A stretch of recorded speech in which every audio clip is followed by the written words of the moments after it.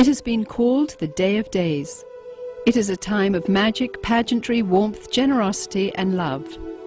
For many of us, our fondest childhood memories revolve around the traditions of Christmas. It is a time that many around the world celebrate as the birth of Jesus Christ, the Saviour and Messiah of mankind. In recent years, however, the spiritual holiday has become a time of mass marketing and crass commercialism. Incredibly, many businesses derive more than half their yearly income during this period. The process of gift-giving, once thought to have come from the story of the wise men who offered gifts to the newborn Christ, has evolved into the buying frenzy we see today during the month of December. But what about the other Christmas traditions? Have you ever wondered why we decorate the Christmas tree? Why we light the Yule log? Why we hang the mistletoe? And why we teach our children to believe in Santa Claus? In the next hour, you will discover the true origins of Christmas. You may be surprised or even shocked to learn the source of your favorite holiday traditions. Chances are, you'll never look at Christmas the same ever again.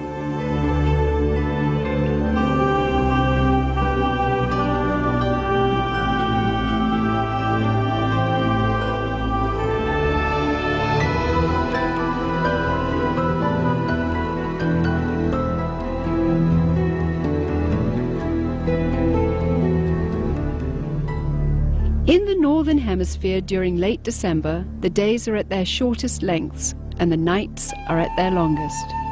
For those of the pagan world, this has always been the greatest time of the year to celebrate and practice the works of darkness. The pagan calendar identifies this period as the winter solstice. It was during the pre-Christian midwinter pagan celebrations of Scandinavia's Norsemen where today's Christmas traditions began.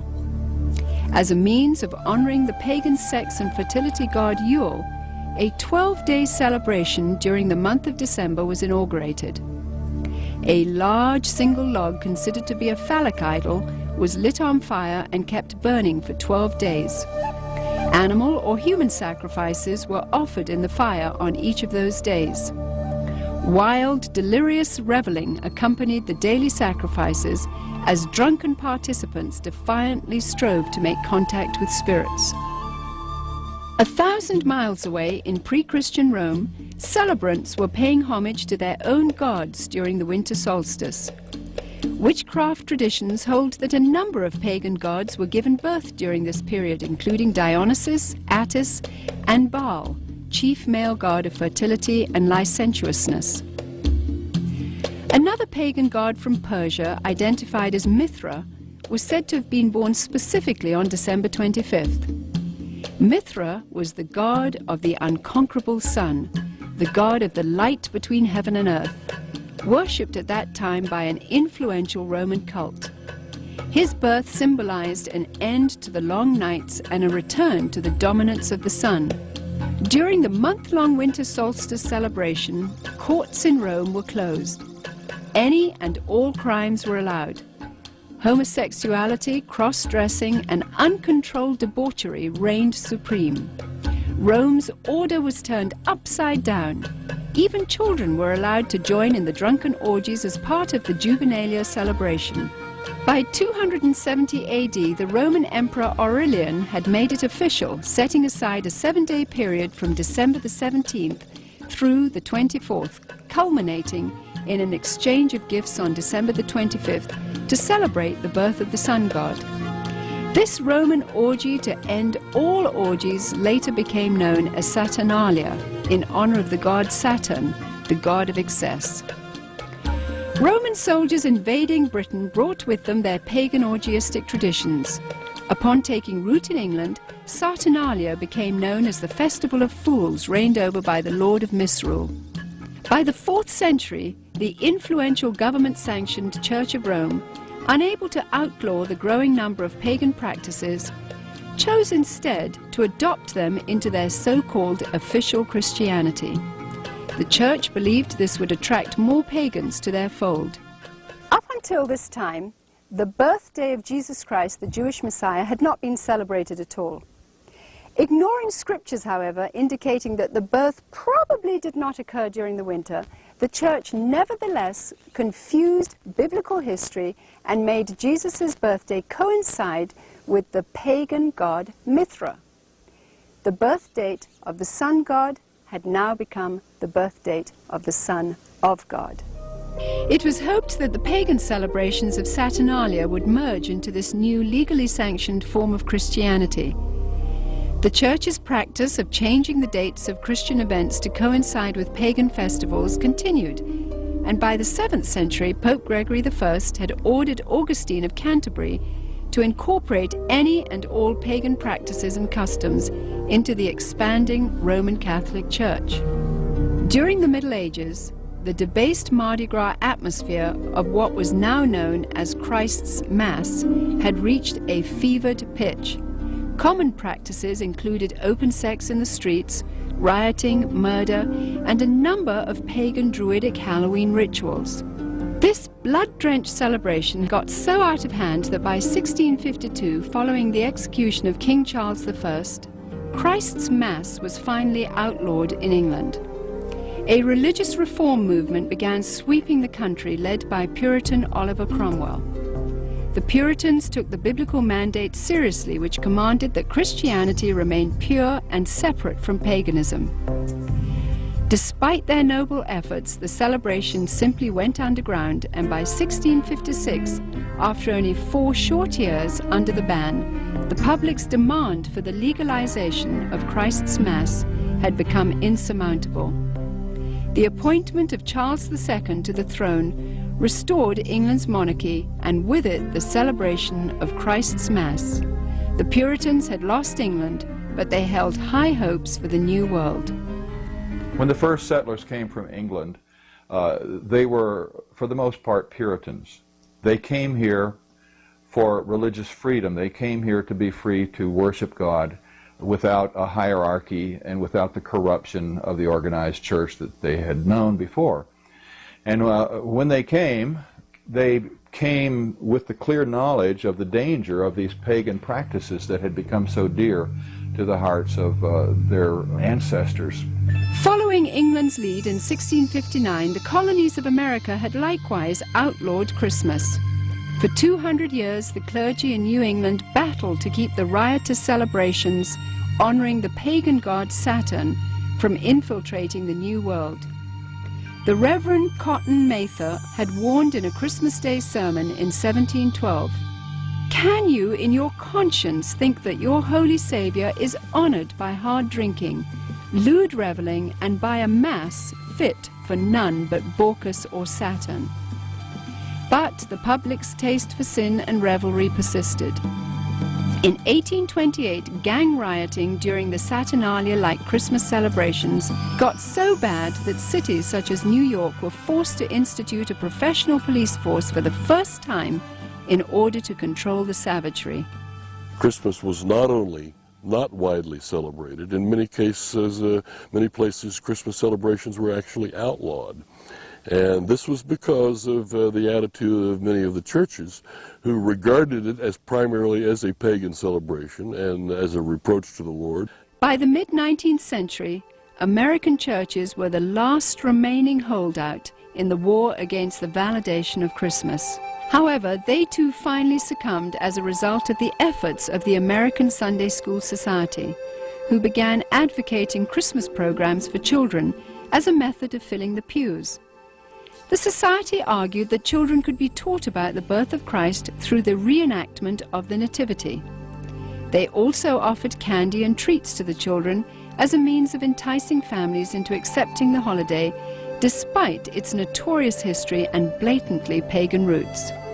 The successful technique of bribing children with candy would later be used on an unsuspecting American populace in the effort to promote the acceptance of the pagan rituals of Halloween. However, it was the work of England's most popular writer, Charles Dickens, whose ghostly 1843 book, A Christmas Carol, cemented the Christmas holiday in the hearts of Americans forever. Dickens' well-loved story made the pagan Christmas feasts, shining trees, glittering shops, and family warmth irresistible to those wanting to experience the holiday. Coming to America in 1867 to promote his work, Charles Dickens packed theaters as he read his story to cheering audiences around the country. A Christmas Carol gripped America and destroyed any final attempt to stop the evolution of Christmas. By 1875, the Puritans had been beaten, and by 1890, all American states had voted to make Christmas a legal holiday.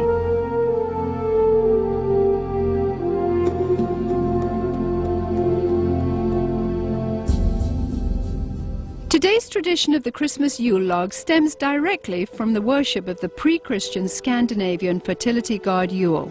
The burning of this phallic idol is also responsible for the concept of the 12 days of Christmas, which represented the 12 daily sacrifices offered up in the Yule log's flames.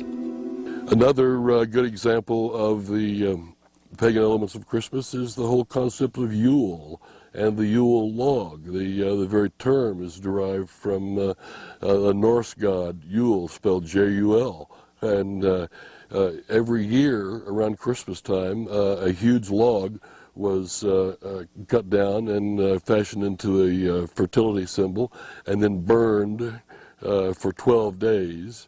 And on each successive day, a new sacrifice to the god Yule was performed in the fire, and a new sacrificial victim was burned to death. Sometimes, but not always, these sacrificial victims were human beings. And the whole notion of the 12 days of Christmas also comes to us from this Norse pagan tradition. In an attempt to blur the origins of this horrific ritual, the Church of Rome placed the first day of the Mass of Christ on December 25th and the 12th day on January the 6th. Despite no scriptural references for January the 6th, it was selected as the day the wise men supposedly arrived to offer gifts to the newborn Christ. This day then has become known as Epiphany. During the Dark Ages, the European custom of putting an oil-lighted wick lamp in the windows during the 12 days of Christmas signified to neighbors that the occupants were participating in the pagan worship of the phallic idol Yule. In today's commercialism, this is where we get the tradition of decorating our houses with Christmas lights. The Yule log custom was originally brought over to America by Scandinavian immigrants during the 1600s. And despite attempts to ban the tradition, it has stayed with us to this very day.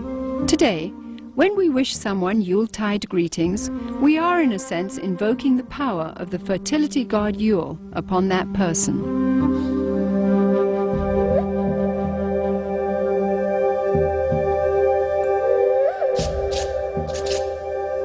During the Saturnalia celebrations, holly and other greens were hung over doorways as part of a pagan ritual to ward off evil. To deck the halls with boughs of holly was to acknowledge the powers of the nature gods. According to Wiccan rituals, placing holly or other greens in the shape of a circle or wreath accentuated its magical power.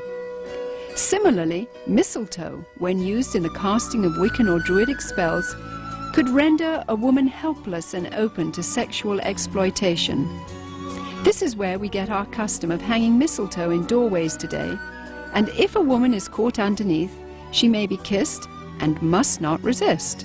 The fir tree, the mistletoe, all of these things typically come from overtly pagan traditions, typically from Northern Europe, German, Norse, and English. Likewise, evergreen trees have always represented sex and fertility in pagan cultures. During the winter solstice, trees would be chopped down, brought inside, set up, and decorated as idols for worship. The Christmas tree was regarded as a sacred tree.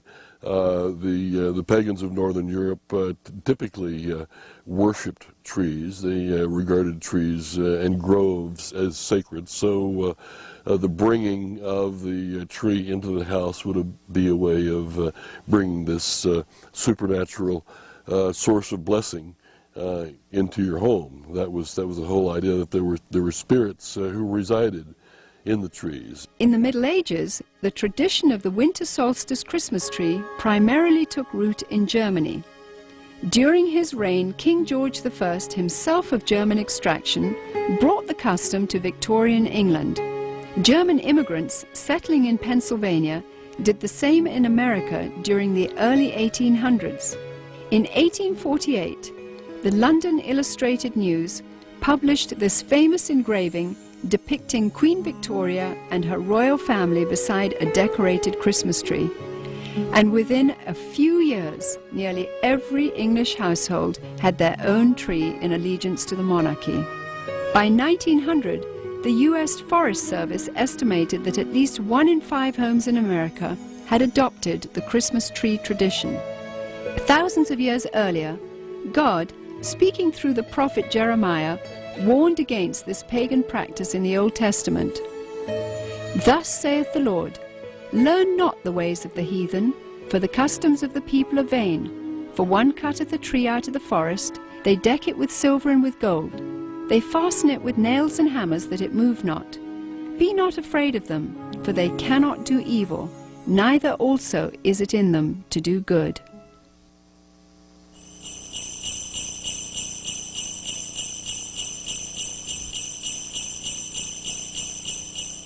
Santa Claus is another good example of a pagan element of Christmas. Santa Claus, as we know him today, is an amalgamation of several different traditions, but in most cultures throughout the world, you will find the existence of what is known as hearth gods, gods who guard the hearth and the chimney and keep the fires burning and make sure the food cooks properly and the people are warm and what have you. And at a certain time of year, in the middle of winter, typically, the hearth god dressed in red will come down the chimney to reward those who have pleased him during the course of the previous year and to lay curses or hexes or other forms of punishment upon people who have displeased him. The concept of Santa Claus has had a long and winding history, with a number of diverse cultures contributing to the composite character we have today. Beginning once again in Scandinavia, Santa's original incarnation was in the form of Odin, the pagan god of thunder, a tall fellow with a long flowing beard who inhabited the spirit-infested Nordic forests. Odin would travel the sky during the winter solstice, deciding who would die and who would prosper. Most believers were frightened of this particular time of year. In England, Odin eventually evolved into Father Christmas, who, crowned with sprigs of holly, traveled the countryside getting roaring drunk as part of the Festival of Fools celebration. Frequently, he would be accompanied by a horned goat, ironically the biblical symbol of those who reject the salvation of Jesus Christ. According to the traditions of the Church of Rome, there was a Turkish bishop named Nicholas who hailed from Myra in Asia Minor during the 4th century. He was known as the patron saint of seafaring men. Over the centuries, as the legend began to unfold, it was rumored that St. Nicholas had actually captured the devil himself, put him in chains, and made him his personal servant. Recognized in various cultures as Krampus, Beelzebub, or Zwart Piet, Black Peter, this assistant of St. Nicholas is best known by his German name, Knecht Ruprecht. Described as a hideous horned creature, the servant Ruprecht was a dark and sinister figure who stood in stark contrast to the saintly Nicholas. Somehow, Father Christmas's companion, the horned goat, had metamorphosized into the foreboding horned devil called Ruprecht. As St. Nicholas traveled from house to house, inquiring about the behavior of children, Ruprecht would drop candy and gifts down the chimney into the good children's shoes which had been placed there. It was from this story that we get our tradition of hanging stockings on the mantle at Christmas time. If able to recite a verse or demonstrate a skill for St. Nicholas, the child would receive a gift. If unable to remember a verse, or if the child had been bad, he or she would receive a switch or a whip. Ruprecht also carried a large sack which he would frequently use to haul away the really bad boys and girls. As more and more Christian churches began combining the pagan rituals of the winter solstice with the celebration of the birth of Christ, emphasis on St. Nicholas's role began to shift. Some cultures began to downplay the role of St. Nicholas, but surprisingly retained Ruprecht. Eventually, Knecht Ruprecht was made the companion and servant to the Christ child himself. In this scenario, the devil is actually given the title Weihnachtsmann, or Santa Claus. 19th century writer Theodor Storm, in his story about Knecht Ruprecht, even goes so far as to describe the switches given to the children by Ruprecht as tools to be used in sadomasochistic rituals. Soon, the image of Ruprecht would fade from the Christmas tradition, but not his sadistic influence. Many of the early depictions of Santa Claus portrayed him not as a jolly gift giver, but of an unfriendly disciplinarian complete with a ready switch or whip. One of the problems with the Christmas gift thing for children is that it really is a religious teaching, a wrong religious teaching, because it teaches them that if they're nice, they get the gifts. If they're naughty, they don't. Or in my case, I was taught that he would leave us a bundle of switches. Isn't that interesting? It's a salvation by my own personal virtue. But there's a second thing wrong with it, and that is that they're going to get those gifts whether they're naughty or nice, because most parents love their children and wouldn't dream of, quote, ruining their Christmas. And they're not going to ruin Christmas. They're going to give those children the gifts anyway. And sooner or later, those thinking children are going to realize, I wasn't very nice, but I got the gift anyway. So it isn't important to be nice. It isn't important to do what is right and avoid what is wrong. German immigrants coming to America during the 1620s tried to influence the New World with the stories of St. Nicholas and his gift-giving companion, Knecht Ruprecht. But somehow the idea just didn't take hold until almost 200 years later. In 1819, America's best-selling author, Washington Irving, used his influence to promote St. Nicholas in a popular Christmas story titled Bracebridge Hall. Consulting Irving's writings, Episcopalian minister Clement Clark Moore penned a decidedly secular tale called A Visit from St. Nicholas in 1822. Later retitled The Night Before Christmas, Moore's poem was based on the tales of German and Dutch immigrants who had come to America. Intended originally only for his own children, Moore's story was published in the Troy Sentinel in New York and became an overnight sensation. Gone were the bishop's remnant of St. Nicholas. He was now a jolly old elf imbued with supernatural powers. Moore had also replaced Nicholas's companion, the horned Knecht Ruprecht, with 8 horned magical reindeer. As the popularity of The Night Before Christmas grew, Moore became increasingly concerned that the story's emphasis on the supernatural and its disregard for Christ would reflect poorly on his position as a minister. As a result, he refused to take credit for its creation until the story became so popular that he could no longer resist. 40 years later, illustrator Thomas Nast, political cartoonist for Harper's Weekly, seared the image of Santa Claus into the minds of the world by creating a drawing which combined Moore's jolly old elf with images of St. Nicholas taken from his own native Bavaria. By 1880, Santa was a thoroughly secularized folk hero who had become increasingly irresistible to retailers worldwide. One factor that has contributed to the paganization of Christmas, the complete paganization of Christmas, has been the element of commercialism. It may seem odd to think of it in that context, but remember that Christ himself identified the love of money as a spiritual force in and of itself. And where it comes into play, it has a kind of naturally hostile effect on the gospel and the Christian faith.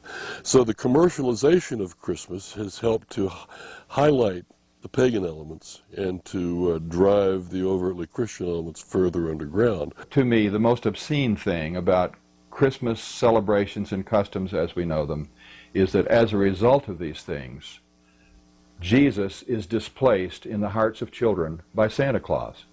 The love, affection, appreciation, trust, the desire to emulate, these things that they should have in their hearts and minds as growing children for Jesus himself, to whom they owe everything.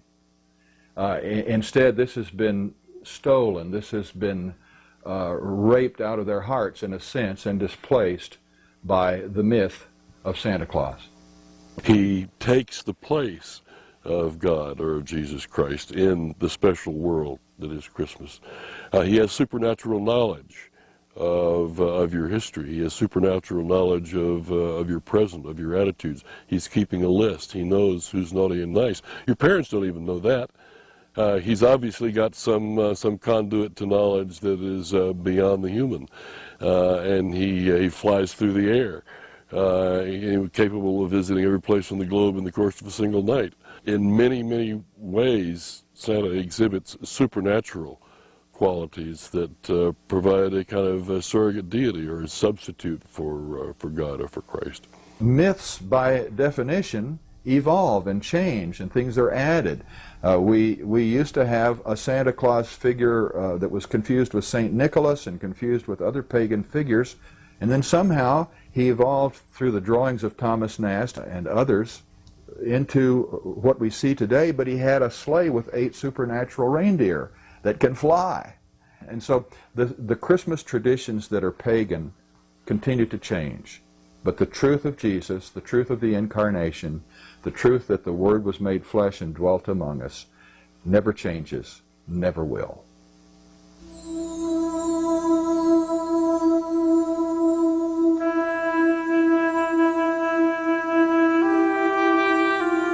Various scriptures in the Bible, including the 2nd chapter of Luke, record the events surrounding the birth of the Messiah.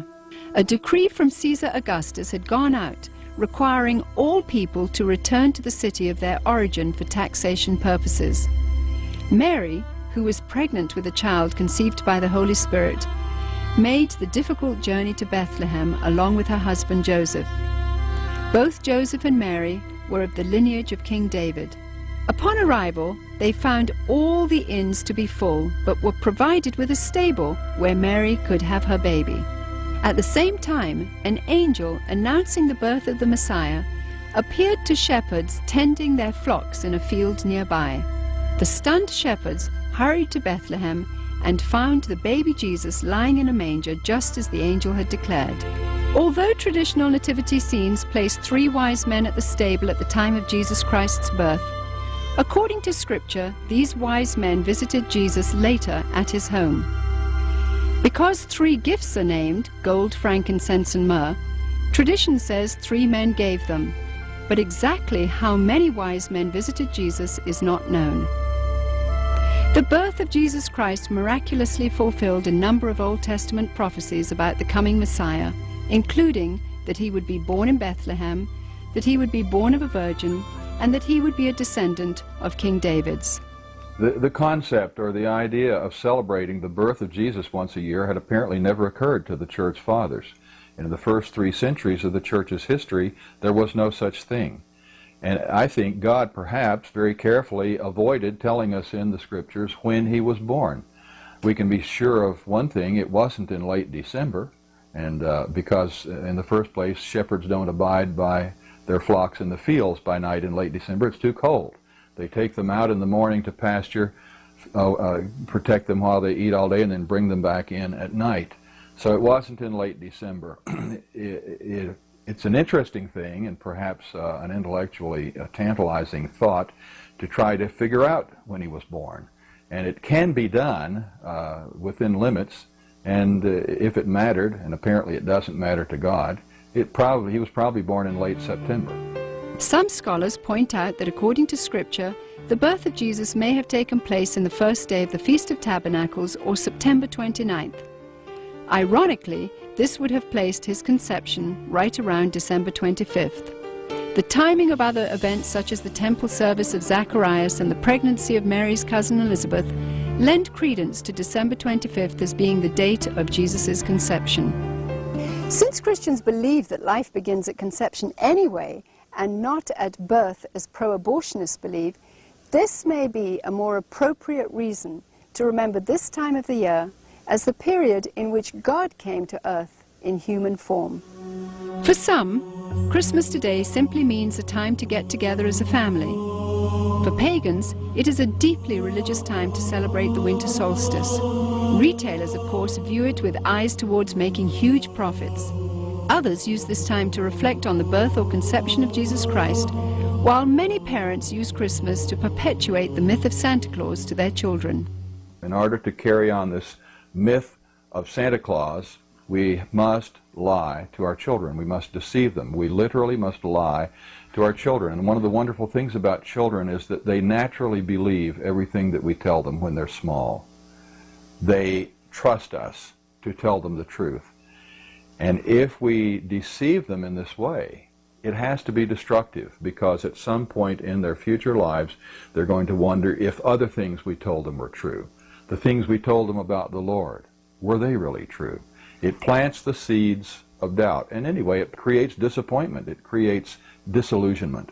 To my mind, the question is not so much whether to celebrate Christmas or even how to celebrate Christmas, but to be able to make any decision knowledgeably.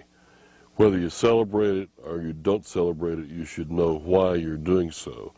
You should understand what the pagan roots of Christmas are, and with that knowledge, you can discount them or ignore them if you choose to do so. It is not the purpose of this film to tell you which Christmas rituals should and should not be practiced by you and your family. This is between you and the Lord. What Christians should be most concerned about, however, are the growing pagan influences infiltrating every area of our rapidly degenerating society. Recently, we took our cameras to the Nevada desert, where we witnessed 35,000 pagans from around the country participating in a week-long celebration of sex, drugs, and hedonism. Here, everything was permissible and encouraged, except for the adoration of Jesus Christ. In nearly every ritual performed, Christianity was mercilessly mocked and despised. Each year, the numbers of participants continues to grow. Its attraction is expanding worldwide as it recruits through the internet. It is sobering to witness what could be the wave of the future unfolding before our eyes. It is not only permitted in the public schools, in the government schools, to celebrate holidays. It is encouraged and in some instances required. But with this condition, they must be pagan. They must not be Christian. And Christmas time, they are certainly encouraged to put on Christmas programs and Christmas plays.